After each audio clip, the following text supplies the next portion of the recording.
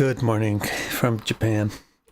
Welcome back to the story of the citizen. The citizen of the city. And the city is the soul. The city is the body and the citizen is the soul. That's the idea.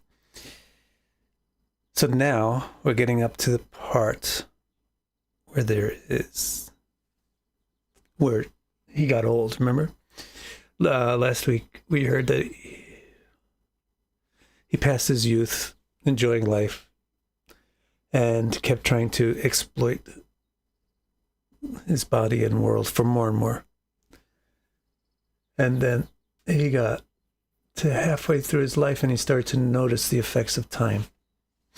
And the effects of time were described as an army of Gandharvas, the days who surrounded his city, the days and the nights of the year.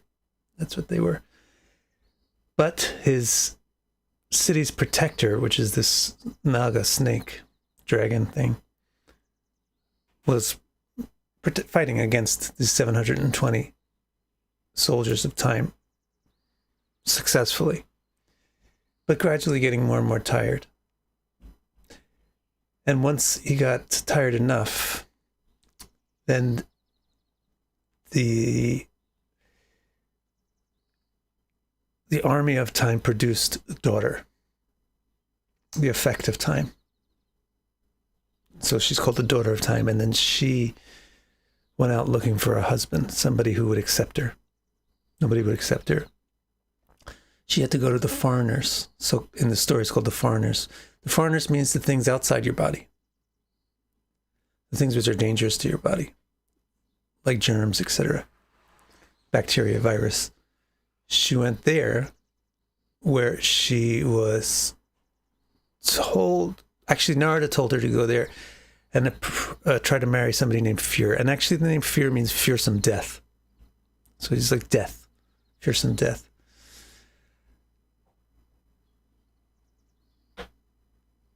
So there's old age married death. And they had a brother named the incinerator, Prajvara, which is the fever that accompanies sickness that leads to death. He's the... actually, I won't spoil this one. This one comes up in the story. So, right, that's how far we got last week. She married death, and her brother is the incinerator. Now what's going to happen? So now we start the new part. The new part is the next chapter, which is actually the 29th chapter or something in part 2. In part 4 of Bhagavatam. I'm calling this chapter the sacking of the city. So the Puranjana city, the city of the citizen, is going to get wrecked. Which is, you know what that symbolizes. So here is what it says. The soldiers of fearsome death, heralds of doom, came to this world with the incinerator and time's daughter. What do you think the soldiers of fearsome death are? It's actually, these guys are the sixth house. The sixth house is the part of the sky that's below the seventh house. And so the sixth house is everything that supports or upholds the seventh house. The seventh house is the place where the sun sets. And so it represents decline, disappearance, and death. And the sixth house supports everything in there, so it represents illness, sickness, weakness. And so death itself, the fearsome death that she married, is in the seventh house. And then below it is his soldiers. And those are all the different kinds of diseases and sicknesses we can get. So they are the soldiers of fearsome death. They immediately came to this world. As soon as they made this pact, they came to the world. They came to Puranjan's world. They immediately brutalized and besieged the citizen's city, which had an old serpent protecting its treasures of worldly pleasures. So this Paranjan city is a city full of treasures. And what's the treasures? The treasures is all the enjoyments and the pleasures and the adventures and excitement that we can have experienced through the body. Those are all piled up in Paranjan city as his treasures. And his main guardian of the city is this snake, the serpent, which is his prana, his life force. And this life force has been holding off the soldiers of time, the days and nights of the year, for about 50 years, and now it's getting tired. And since it's getting tired, this tired serpent is going to try to deal with diseases, sicknesses, viruses, illnesses.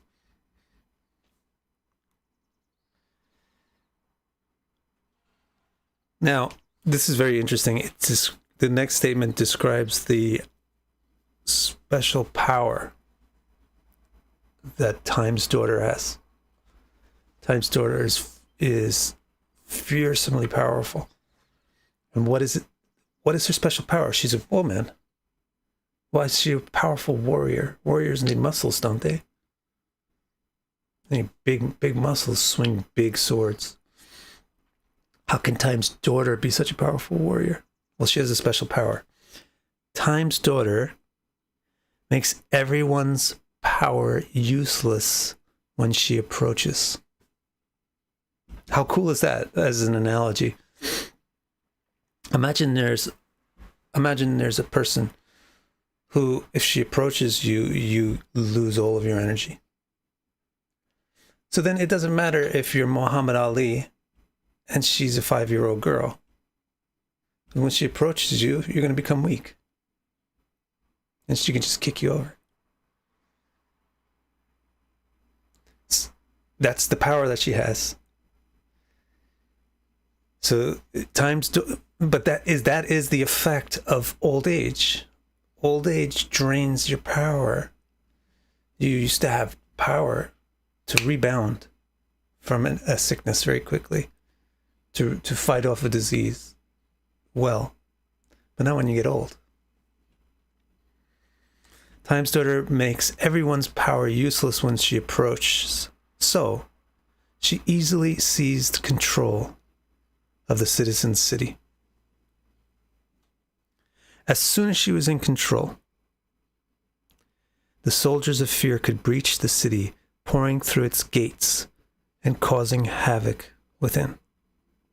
So there's a lot of very interesting things that Narada is expressing or explaining in this allegory. First of all, remember what the gates of the city are? The gates of the city are the eyes, the ears, the nose, the mouth, etc.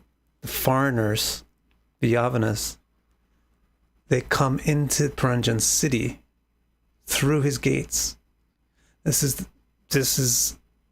expressed this way because this is the way that bacteria, disease, viruses, etc., bugs, parasites, they entered our city through the eyes, through the ears, through the nose, through the mouth especially.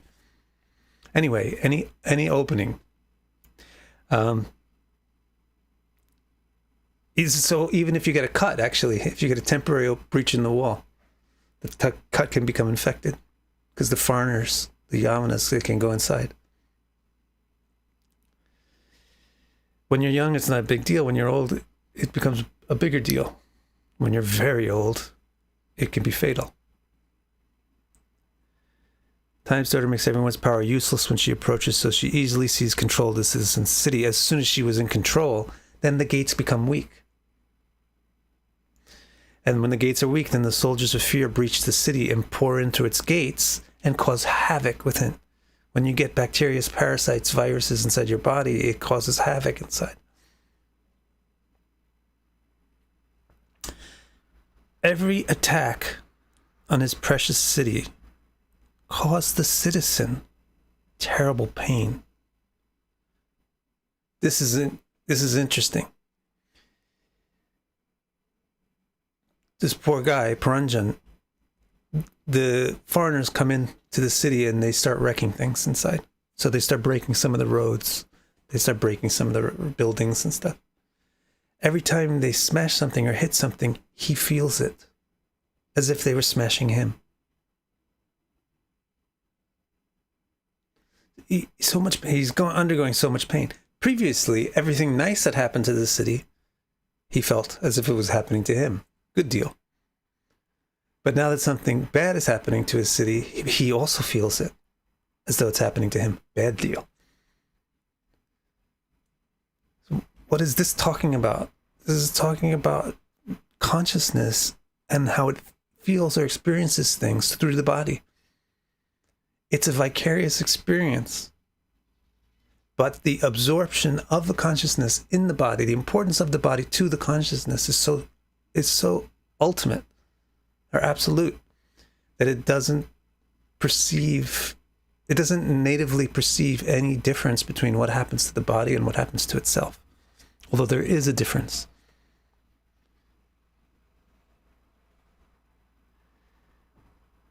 As soon as she was in control, the soldiers, every attack on his precious city caused the citizen terrible pain, for he considered that city and its inhabitants to be his very self.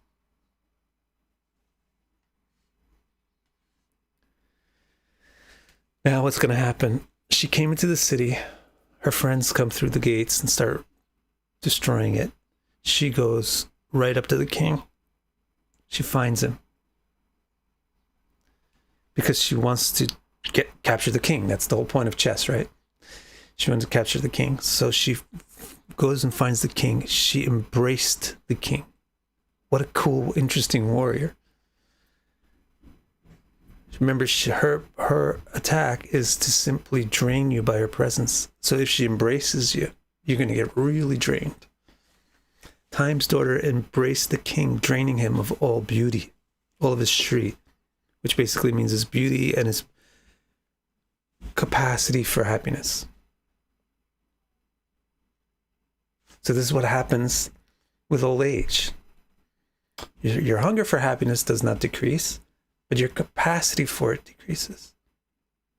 And since your capacity for it decreases, after a while, you do also lose some hunger for it because you're not reinforcing the hunger. And also, it's too frustrating. You give up on it.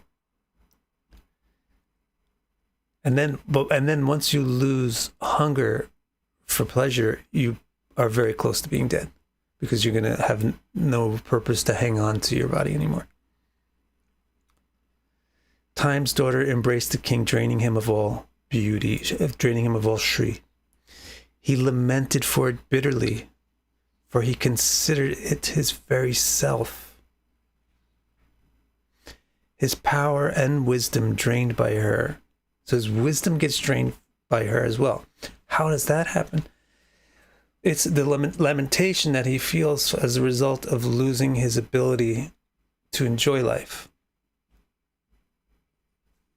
All of the Shri gets drained from him, and he, for example, can't enjoy food anymore. His appetite is gone, and his sense of taste is so dull. I remember my grandfather-in-law, his sense of taste was almost completely absent. He was 98. You had to have some like candy and then you could taste it, like super, super strong taste.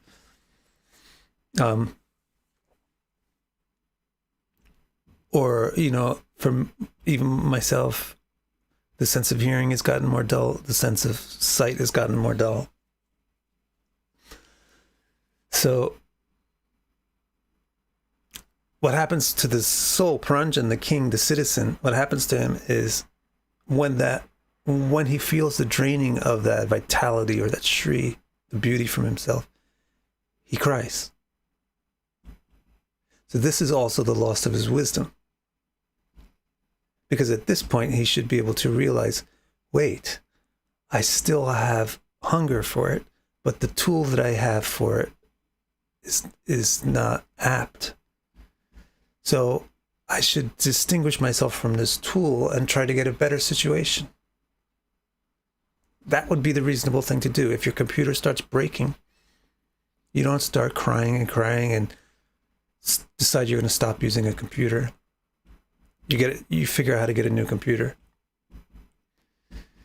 Similarly, when the body starts breaking, we should start thinking about the next one. How are we going to get a good next one? But we don't.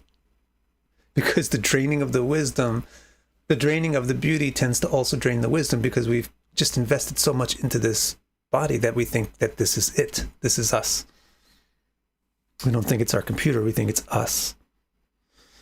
So by draining him of his Shri, she also drained him of his Jnanam, Pragya, of his ability to be smart. His power and wisdom drained by her, both the Gandharvas of time and the Yavanas of disease became unstoppable. The Gandharvas of time, the days and the nights, and the Yavanas, the foreigners of the diseases, they became unstoppable. He was now lost all his control. No power. The city has no king. His city was wrecked. His sons, this part is important, and it gets mistranslated by people who have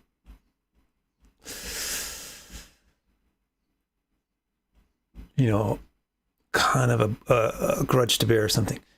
His sons, grandsons, servants, ministers, and even his wife were unable or unwilling to function or comply with his will. So what does this mean? Usually somebody will just go off on a tirade about how miserable family is. But actually what's going on here in the story, the king's city gets wrecked. And what does he notice? He notices also that the citizens and his family and his children and even his wife can't function anymore. So what are those things? The wife is the intellect. In this analogy, what is the wife is the intellect. The children are the things that he has done and the things that he knows how to do. And then the citizens are the different operations of the nervous system that operate the body. What you notice when you get close to death is that they stop cooperating. They won't cooperate. And then you get these various names for different diseases, Alzheimer's, Parkinson's, whatever. Well, it's just the general condition of senility. And when you get very close to death, you can't do things, you can't think. You can't even think straight. So this is what he's actually noticing. They seemed like they changed. They're called pratikul. They changed. They used to be anukul. They used to cooperate with him, but now pratikul. They they weren't themselves anymore, and they wouldn't cooperate with him. He himself was in the enfeebling grip of time's daughter. The 5 provinces, even himself, so now saying even himself he's weird. The 5 provinces surrounding the city became overrun with enemies. That's interesting. So that means the 5 provinces are the friendly world outside. 5 provinces are the friendly world outside. The foreigners are the inimical world outside. So the foreigners are like diseases and things, and the 5 provinces are like friendly things. Ice creams, cookies, movies, things that you can interact with that are fun. But now the 5 provinces get overrun with enemies, or they become enemies. What does that mean? This means, you used to eat and feel good after you ate. Now you eat and you feel miserable after you eat. You get gas, you get indigestion, you have to sleep for an hour after you eat. You used to have a drink of wine and be fine. Now you have a drink of wine and you have a headache for a day. The body gets weaker and weaker and weaker and weaker, and the things that you used to enjoy, they now start to cause you pain because you can't process them anymore. Your body doesn't have the power to process them. So this is what it means when it says that the 5 provinces became overwhelmed with enemies. He could not find protection or remedy anywhere. So you'll get used to, remember he got used to this, he got used to trying to draw on the resources of the 5 provinces to fortify his strength. So that means like taking medicines. But at a certain point, the medicines stop working. The medicines can't combine with the thing. They can't not combine. They can't combat the thing anymore. The conditions become too powerful. So he's at this point where there isn't a medicine that's working, there's not a ritual that's working, there's no magic that's working, no positive thinking is working, nothing's working. He could not find protection or remedy anywhere, so he succumbed to insurmountable anxiety.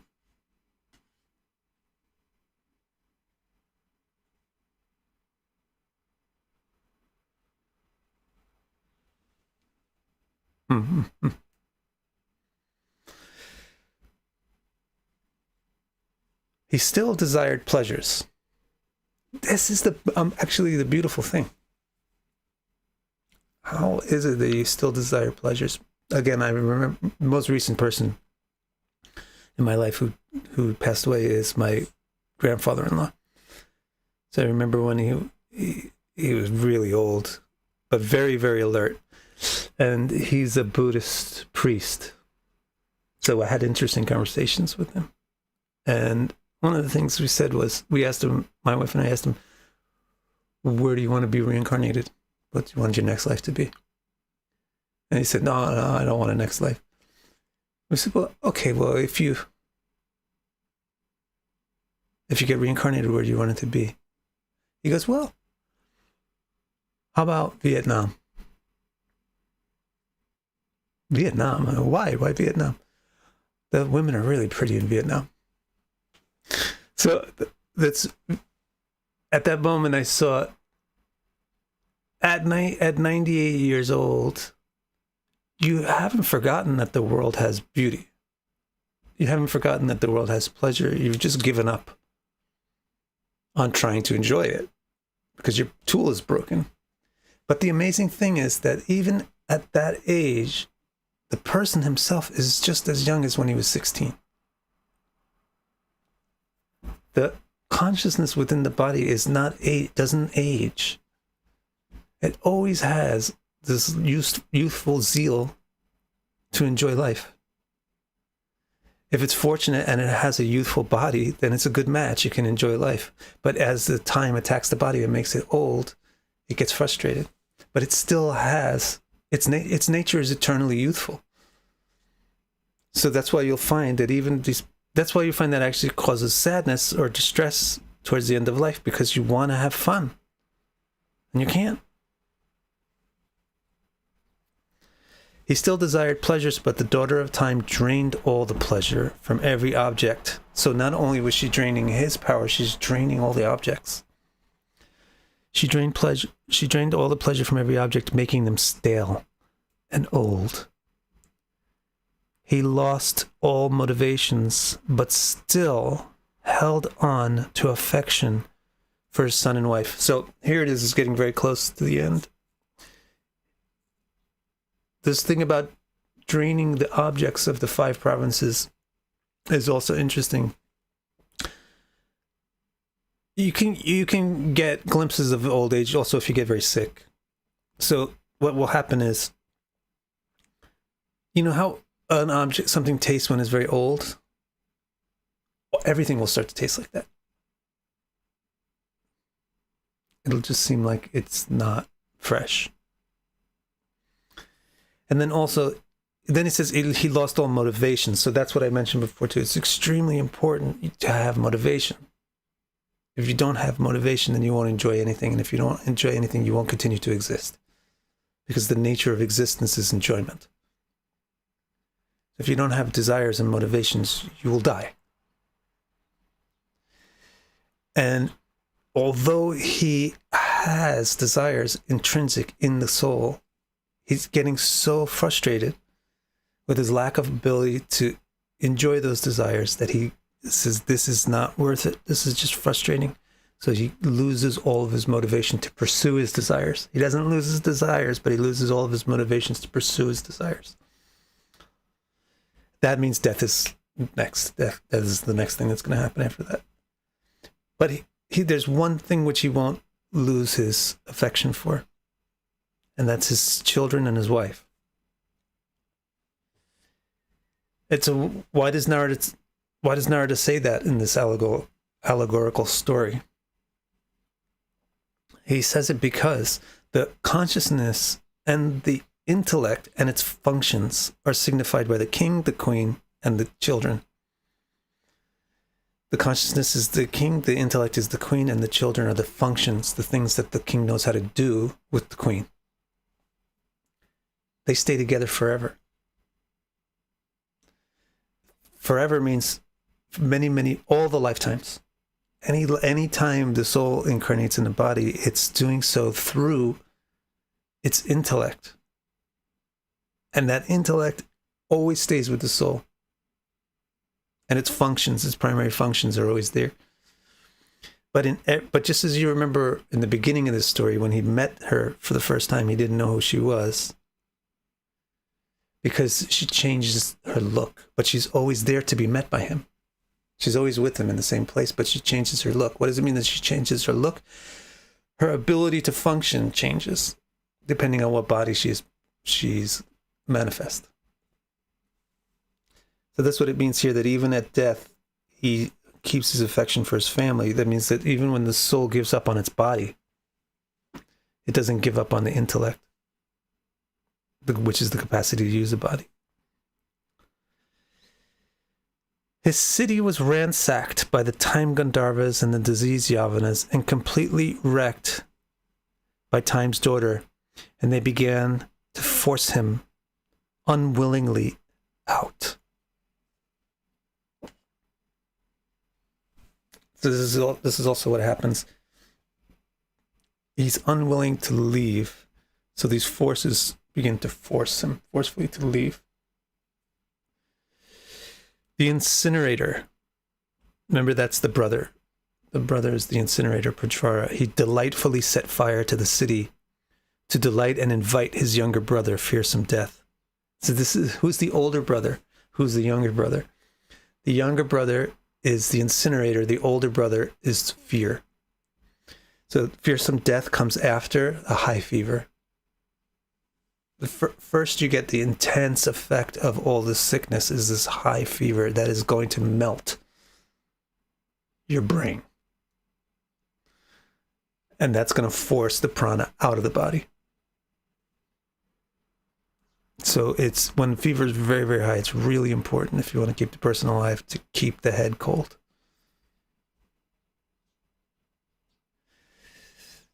The incinerator delightfully set fire to the city to delight and invite his younger brother. The younger death comes after. The first one that comes is fever and then death. The inferno began to consume the king, his wife, their followers, and all their descendants. The city's protector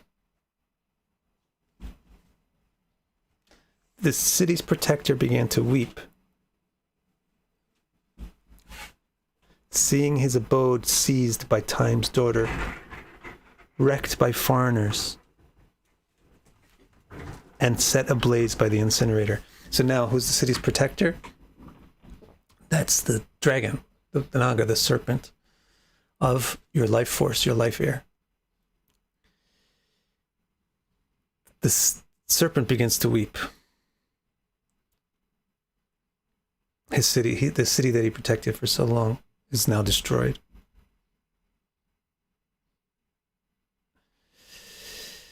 The intense pain and suffering of their combined attacks made him unable to defend the city any longer. Like a serpent trembles to escape from the hollow of a burning tree, the city's protector tried to flee from the city. So now this is where the air starts to leave the body. And the air doesn't just mean the breath, but it's related with the breath. But with the oxygen, the power of the vital force of the air, that's the prana, that's the serpent, it starts to leave. It's feeling too much difficulty, it's too much pain inside the body, it leaves. It will remove the consciousness. This is what removes the consciousness finally from the body. The protector will grab the king and the queen and carry them out. This also, you can get coma or you can faint under similar situations. When something about the body becomes too dangerous, or you can get those conditions with traumatic stress where you black out. The conditions in the body become too painful. The consciousness gets removed from it by the life force.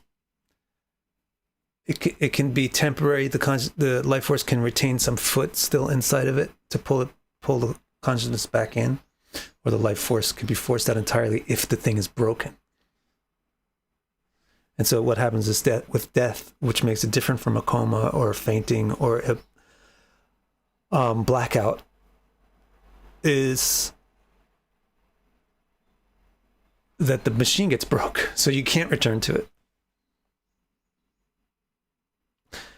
So, and then also what happened, the next thing that's going to be mentioned is this weird kind of sound that usually happens when a person dies. There's a weird sound in the breath. It rattles very violently. And that's connected with this serpent getting forced out. That's all we have for today. But it's a pretty good bit of the story, isn't it? So where's it going to go next? There's the moment of death is going to be described, and then after that, the afterlife of Paranjana, the next life of Paranjana. That's coming up.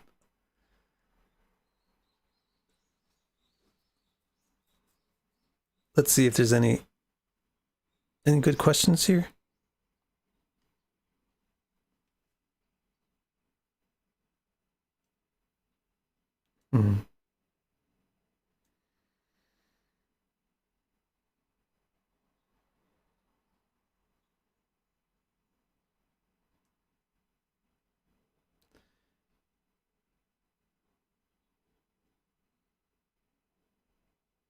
This is an interesting question from Bardo. He says, is this a description of the end of a bhogi's life? Because it didn't sound so depressing when we learned about a yogi's end of life. So bhogi and yogi, two words. Yogi is a person who's applied themselves to something, literally. Yoga means application. And bhogi means somebody who's enjoyed something. So basically there's two kinds of people that are working hard towards something versus people that are just luxuriating. Yogis and bhogis.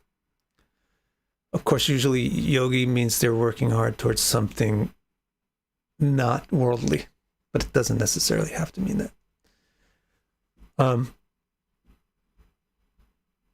So we did hear previously about how yogi, we didn't really hear about how they die necessarily, but how they go through the afterlife and travel through the various planes of reality. So Bardo's saying, when the yogi's death is described, it sounds more positive. But the same things happen. The same things happen if you're a yogi or a bhogi or a nogi. Yogi, bhogi, or a nogi. Same thing happens. It's a machine. The same things happen. But the yogi is not focused on those things happening. The yogi's focused on something else, has something in mind, is working towards. Similarly, this king, when the daughter of time drained his Shri, he also drained his pragya, because all of his pragya was invested into Shri. So what does that mean in English? Pragya means wisdom or ability to think well. All of his thinking power was invested in Shri, trying to enjoy nice things.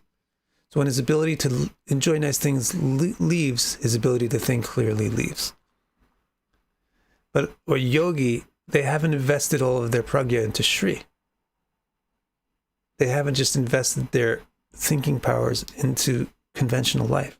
So when all of the conventional life gets drained by time, they don't lose their pragya. They keep their wisdom and their thought capacity. Like my grandfather-in-law, he was really sharp because he spent most of his life being a priest, and he gave a lot of energy to that kind of stuff.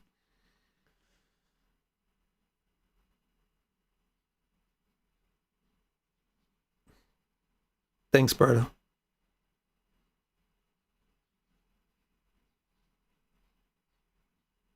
Kelly.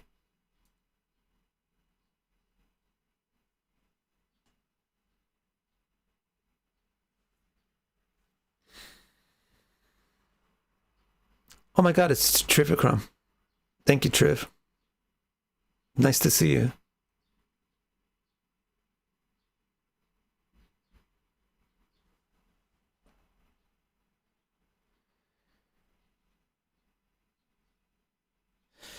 Zena wants to know if it's possible to mature your consciousness like the body matures. The consciousness doesn't have maturity or not maturity. The consciousness doesn't have age.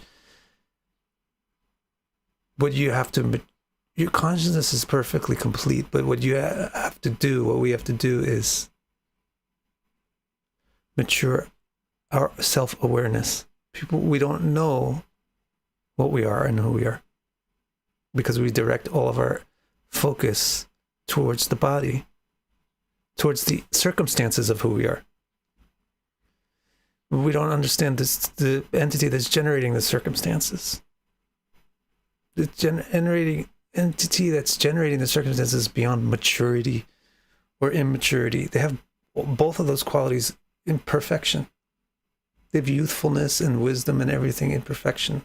The true self, the conscious entity.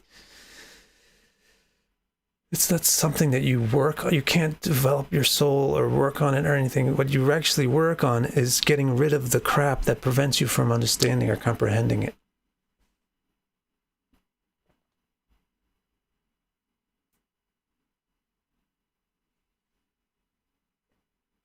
And you see, also, this is the nature. People say this sounds depressing. It doesn't sound that depressing to me. It just sounds like what it is. But this is the nature of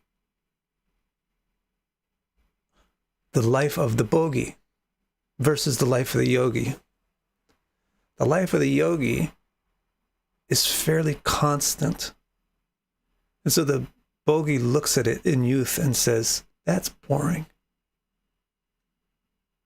This person is working hard or being disciplined or abstaining from things which are available for some weird reason. That they could be having much more happiness. But the yogi remains constant. The bhogi's life is bipolar. It's really just the difference between a normal person and a bipolar person. Is the same as the difference between a bhogi and a yogi. So this king, he had a fabulous life. Right? He's got a fabulous life. He's got servants taking him out to other cities. He's enjoying this place, that place. He's got a wife with hundreds of maids. He's laying with her for thousands of years and having thousands of children. He's got the peak of enjoyment.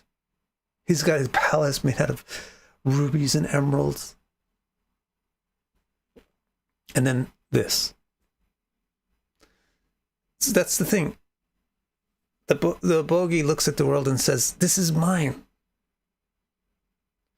And so gets tremendous amount of excitement and tremendous amount of pain. When things go right, it's freaking great. When things go wrong, it's freaking terrible. And the yogi just looks like boring the whole time. But the yogi's path is not parallel to the earth. It's got an angle. And so where the bhogi's going like this, the yogi's going like this. And because gradually they're getting to comprehend the true pleasures. All of the pleasures are dependent upon the consciousness, and all the pleasures, therefore, are actually in the consciousness. And the yogi gradually gets in contact with that. The bhogi keeps going up and down with positive and negative interaction with the external world. So why should you think this is depressing? You would only think this is depressing if you still have a fairy tale in your head. Really. That you can live happily ever after in your beautiful city with lovely flags on the side of a mountain next to these beautiful forests. The city is an external place. It has to be propped up by your energy. It's not intrinsically in that form. We're sticking it into that form by our effort. It's going to decline. It's going to take work and it's going to decline. What's a Dementor? Oh, Harry Potter Dementor. I have no idea. I never liked Harry Potter. I always felt like Harry Potter was a Lord of the Rings ripoff. I know it's not. I know I'm going to enrage the Harry Potter fans. Probably like now 12 Harry Potter fans unsubscribed. But I really... And I will admit that I do like Harry Potter a little bit if I have to watch it. I'm not going to read the books. But I just never... It's not the kind of thing that I'm going to get into the lore of Harry Potter. So I don't know what a Dementor is.